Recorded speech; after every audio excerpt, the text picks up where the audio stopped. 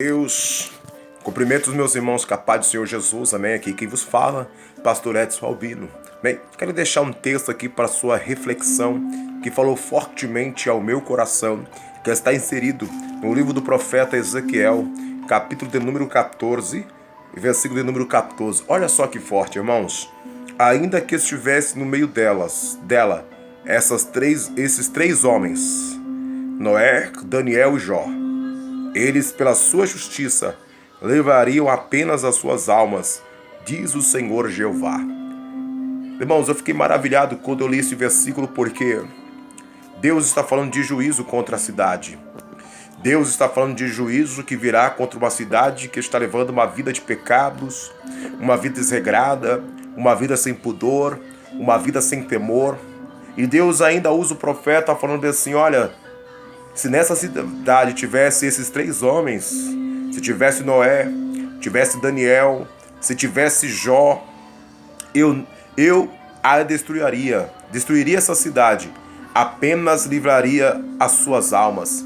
Você percebe que a Bíblia diz que Deus não destrói o justo com os injustos.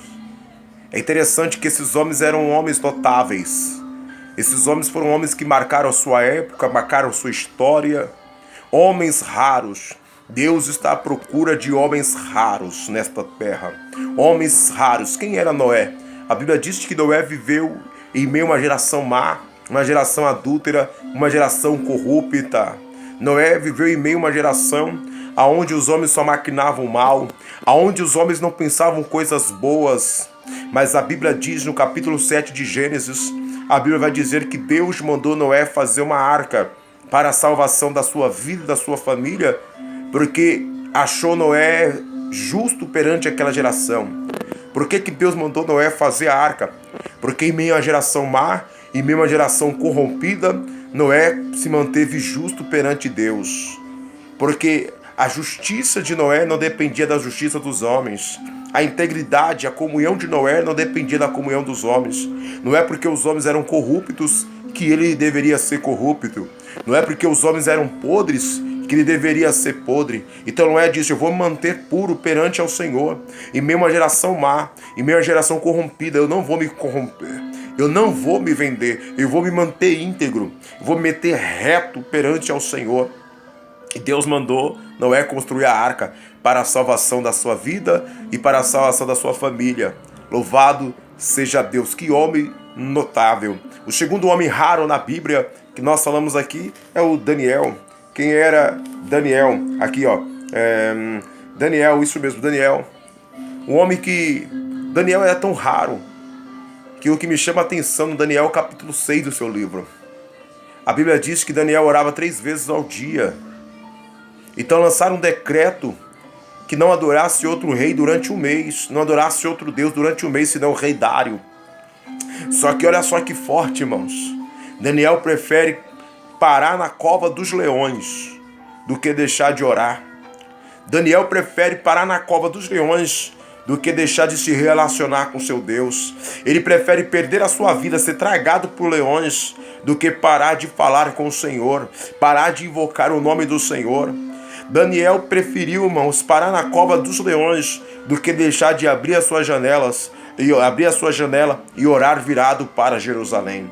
Então ele prefere parar na cova do que deixar de orar, do que deixar de ter comunhão com Deus. Era um homem notável, um homem raro, fiel, um homem que era fiel. A Bíblia diz que não havia nele vício, não havia nele infidelidade, não havia nele injustiça. Ele era fiel ao reino, ele era fiel ao rei Dário. Um rei que não era um rei israelita, um rei que era um rei pagão.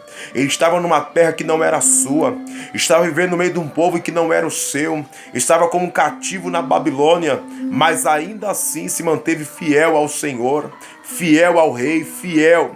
Não se achou nele injustiça, não se achava nele vício.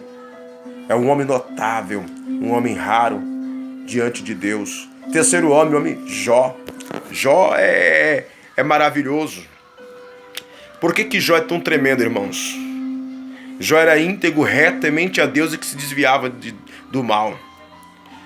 Deus, quando eu leio o livro de Jó, eu fico maravilhado porque Algo incomum está acontecendo.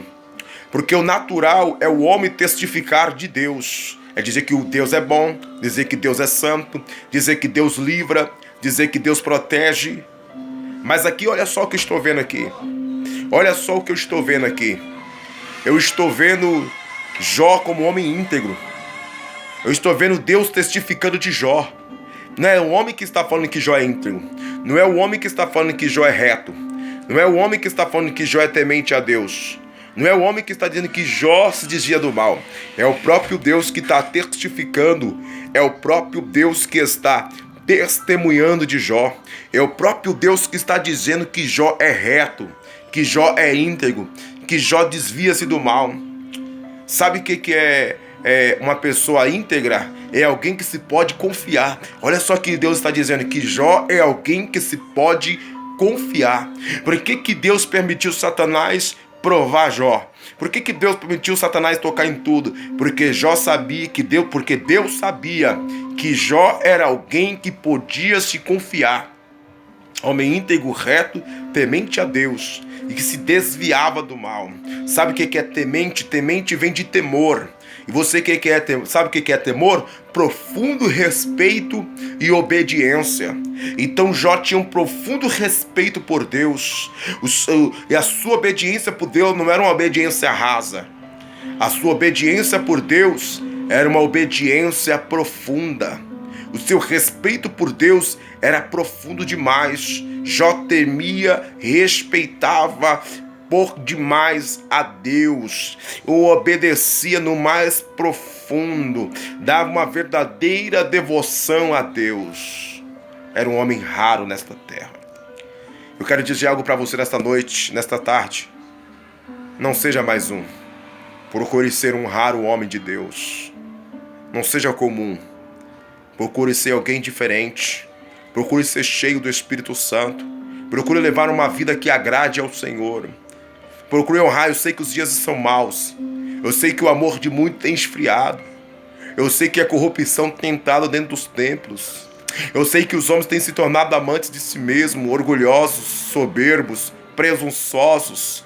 Eu sei que os dias são maus na terra.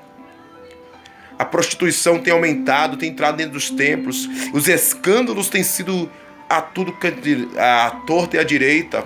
Em todos os lugares os escândalos. Mas eu quero dizer para você, se mantenha fiel a Deus. Procure agradar a Jesus Cristo. Procure levar uma vida que agrade ao Senhor. Nesses dias maus, nos últimos dias da igreja na terra. Procure ser alguém que não se contamina com as coisas deste mundo. Procure viver uma vida de fé, de fidelidade como Daniel. Procure ser um homem íntegro como Jó. Procure ser um homem justo como Noé. Que Deus abençoe a sua vida. Se você gostou desse vídeo, não esqueça de dar o seu like e de compartilhar esse vídeo e se inscrever no canal.